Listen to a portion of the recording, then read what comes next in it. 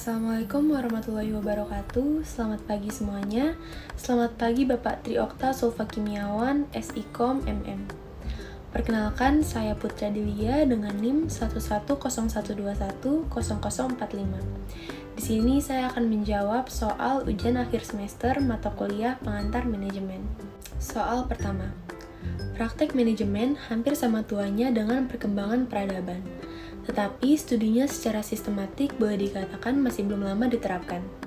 Jelaskan perkembangan awal manajemen ilmiah tahun 1900 sampai dengan 1920, dan manajemen modern. Jawaban, 3 fase perkembangan manajemen. Yang pertama, perkembangan awal manajemen. Peradaban kuno pada bagian barat Mesopotamia dan tulisan-tulisan orang-orang Mesir kuno sekitar tahun 1200 sebelum Masehi menunjukkan sudah adanya pengetahuan serta penggunaan manajemen untuk mengelola soal-soal politik. Winardi 1990. Sejarah Yunani kuno dan kerajaan Romawi banyak memberikan bukti tentang pengetahuan manajemen, terutama dalam pengelolaan persiapan di pengadilan, praktek pemerintah, organisasi tentara, kesatuan usaha-usaha kelompok, dan pelaksanaan otoritas. Hal ini juga terjadi dalam organisasi gereja. Yang kedua adalah manajemen ilmiah, 1900 sampai 1920. Frederick Winslow Taylor, 1856 sampai 1915, dianggap sebagai bapak manajemen ilmiah. Seorang insinyur dan industrialis Amerika yang teori manajemennya dianggap radikal pada zamannya dalam meningkatkan produktivitas. Menurutnya, produktivitas merupakan kunci pemecah bagi pencapaian upah lebih tinggi dan laba lebih besar. Akhirnya Taylor mengeluarkan karya ilmiah yang berjudul The Principle of Scientific Management tahun 1911 yang di dalamnya diungkapkan prinsip-prinsip fundamental sebagai landasan pendekatan ilmiah terhadap manajemen. Dalam manajemen, Taylor juga berpendapat bahwa para pekerja harus dipilih secara berhati-hati dan cermat, dan setelah itu mereka perlu diberi latihan yang memadai agar dapat bekerja sebaik mungkin. Yang ketiga adalah manajemen modern. Henry Fayol, seorang industrialis berkebangsaan Prancis, merupakan bapak manajemen modern. Ia mengarang sebuah manajemen yaitu Administration Industrielle of General. Ia mengembangkan aktivitas manajerial yang mencakup teknikal atau produksi, komersial atau membeli, menjual dan menukarkan, finansial atau mencari modal dan memanfaatkan secara optimal, kepastian atau perlindungan harta kekayaan, akunting dan manajerial atau perencanaan pengorganisasian, memimpin, mengkoordinasi, dan mengawasi. Soal nomor 2. Menurut Henry Fayol, ada 14 prinsip-prinsip umum manajemen. General Principles of Management. Sebutkan dan jelaskan. Jawaban nomor 2. Yang pertama adalah divisi kerja. Dalam praktiknya, karyawan memiliki spesialisasi di bidang yang berbeda dan mereka memiliki keterampilan yang berbeda. Tingkat keahlian yang berbeda dapat dibedakan dalam bidang pengetahuan dari generalis hingga spesialis. Perkembangan pribadi dan profesional mendukung hal ini. Menurut Henry Fayol, spesialisasi mempromosikan efisiensi tenaga kerja dan meningkatkan produktivitas. Selain itu, spesialisasi tenaga kerja meningkatkan akurasi dan kecepatannya. Prinsip ini berlaku untuk kegiatan teknis dan manajerial. Yang kedua adalah wewenang dan tanggung jawab. Untuk menyelesaikan sesuatu dalam organisasi, manajemen memiliki wewenang untuk memberi perintah kepada karyawan. Tentu dengan otoritas ini muncul tanggung jawab. Menurut Henry Fayol, kuasa atau kewenangan yang menyertainya memberikan manajemen hak untuk memberi perintah kepada bawahan. Tanggung jawab tersebut dapat dirunut kembali dari kinerja dan oleh karena itu perlu dibuatkan kesepakatan tentang hal ini. Dengan kata lain, otoritas dan tanggung jawab berjalan bersama dan mereka adalah dua sisi dari mata uang yang sama. Yang ketiga adalah disiplin. Ini sering menjadi bagian dari nilai inti dari pernyataan visi dan misi dalam bentuk perilaku yang baik dan interaksi yang saling menghormati. Prinsip manajemen ini penting dan dipandang sebagai pelumas untuk membuat mesin suatu organisasi berjalan dengan lancar. Yang keempat adalah kesatuan komando. Prinsip kesatuan perintah berarti bahwa seorang karyawan individu harus menerima perintah dari satu manajer dan bahwa karyawan tersebut bertanggung jawab kepada manajer itu.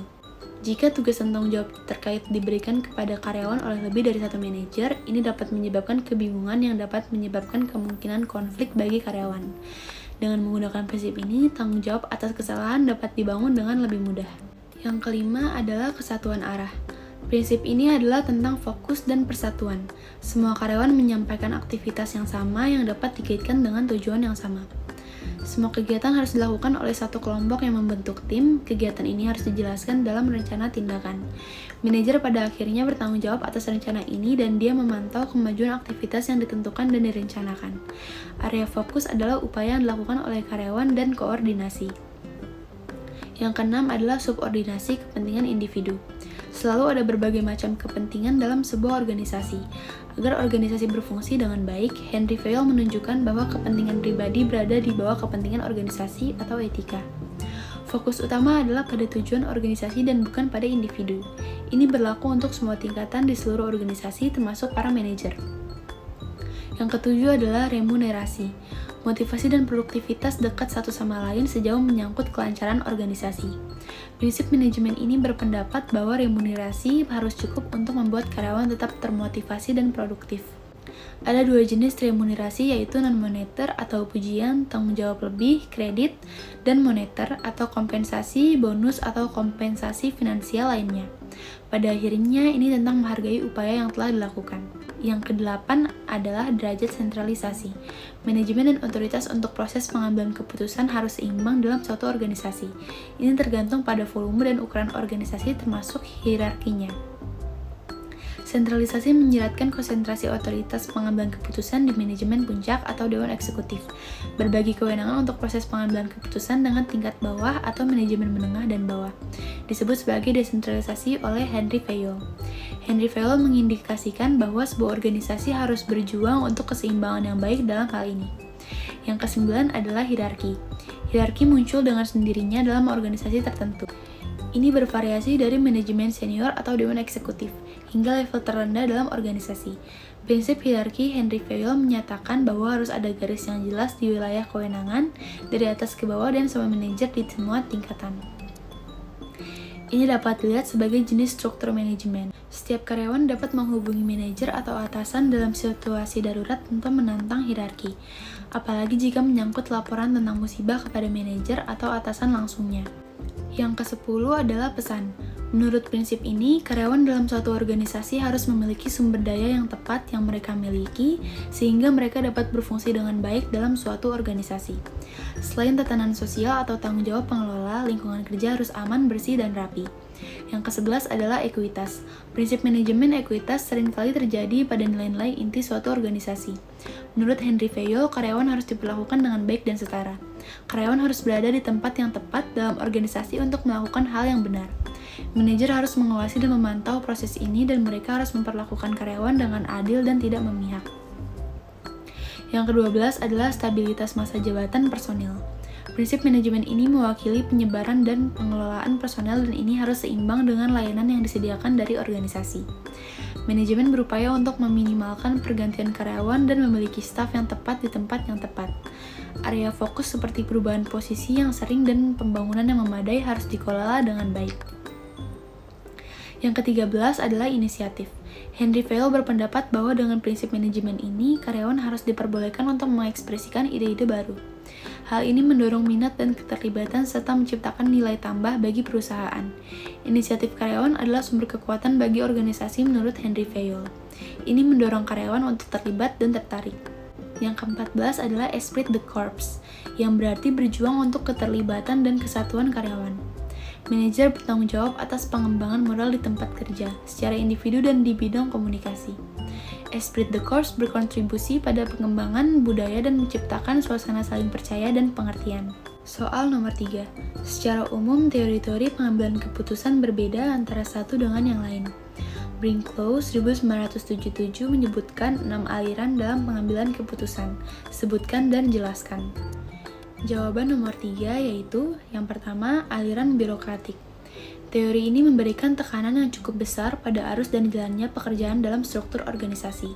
Tugas dari eselon yaitu melaporkan masalah, memberi informasi, menyiapkan fakta dan keterangan-keterangan lain kepada atasannya. Dengan menggunakan segala pengetahuan, keterampilan, dan kemampuannya, atasan tadi membuat keputusan setelah mempelajari semua informasi tadi. Keputusan atasan tadi akan banyak bergantung pada kemampuannya sendiri dan pada lengkap tidaknya informasi. Apakah informasi itu dapat dipercaya? Keputusan itu selalu dianggap benar walaupun memiliki kelemahan-kelemahan. Yang kedua adalah aliran manajemen saintifik. Teori ini menekankan pada pandangan bahwa tugas-tugas itu dapat dijabarkan ke dalam elemen-elemen logis yang dapat digambarkan secara saintifik. Sementara manajemen sendiri memiliki kemampuan untuk menganalisis dan menyelesaikan suatu masalah. Yang ketiga adalah aliran hubungan kemanusiaan. Teori ini menganggap bahwa organisasi dapat berbuat lebih baik apabila lebih banyak perhatian diberikan kepada manusia dalam organisasi itu, seperti yang menimbulkan kepuasan kerja, peran serta dalam pengambilan keputusan, dan konflik internal. Selain itu, kebutuhan dan keinginan anggota selalu dipertimbangkan dalam membuat keputusan bertindak. Yang keempat adalah aliran rasionalitas ekonomi. Teori ini mengakui bahwa organisasi adalah suatu unit ekonomi yang mengkonversi masukan atau input menjadi keluaran atau output dan yang harus dilakukan dengan cara yang paling efisien. Menurut aliran ini, suatu langkah kebijakan akan terus berlangsung sepanjang itu mempunyai nilai yang lebih tinggi daripada biayanya. Yang kelima adalah aliran satisficing. Aliran ini tidak mengharapkan suatu keputusan yang sempurna. Aliran ini yakin bahwa para manajer yang selalu dipenuhi berbagai masalah mampu membuat keputusan yang cukup rasional. Para manajer sesungguhnya bermaksud membuat keputusan yang rasional, tetapi karena keterbatasan yang kognitif, ketidakpastian dan keterbatasan waktu, memaksa mereka mengambil keputusan dalam kondisi rasionalitas terbatas. Yang keenam adalah aliran analisis sistem. Aliran ini berpendapat bahwa setiap masalah berada dalam suatu sistem yang terdiri atas berbagai subsistem yang keseluruhannya merupakan satu kesatuan seperti terlihat pada kata-kata dalam kotak teka-teki, di mana setiap kata mempunyai kaitan dan dampak satu terhadap yang lain. Salusu 1996-72. Jadi tidak ada masalah yang berdiri sendiri, karena salah satu ciri masalah publik adalah saling terkait satu sama lain. Sehingga menurut aliran ini, idealnya decision maker dalam mengambil keputusan harus melihat sebuah permasalahan secara komprehensif. Soal nomor 4 yaitu Greenberg 1997 mengelompokkan profil komitmen organisasi setiap individu menjadi 4 bagian. Sebutkan dan jelaskan. Yang pertama yaitu individu yang komitmen rendah kepada kelompok kerja dan atasan di satu pihak dan di pihak lain kepada manajemen puncak dan organisasi ini dinamakan tidak komit. Yang kedua adalah sebaliknya individu dengan komitmen tinggi kepada kedua pihak tersebut dinamakan komit. Yang ketiga adalah kelompok dengan komitmen yang tinggi kepada kedua pihak dinamakan komit. Yang keempat adalah kelompok dengan komitmen yang tinggi kepada kelompok kerja dan atasan tetapi rendah kepada manajemen puncak dan organisasi dinamakan komitmen secara lokal. Sekian jawaban ujian akhir semester dari saya. Lebih kurangnya mohon maaf. Terima kasih. Wassalamualaikum warahmatullahi wabarakatuh.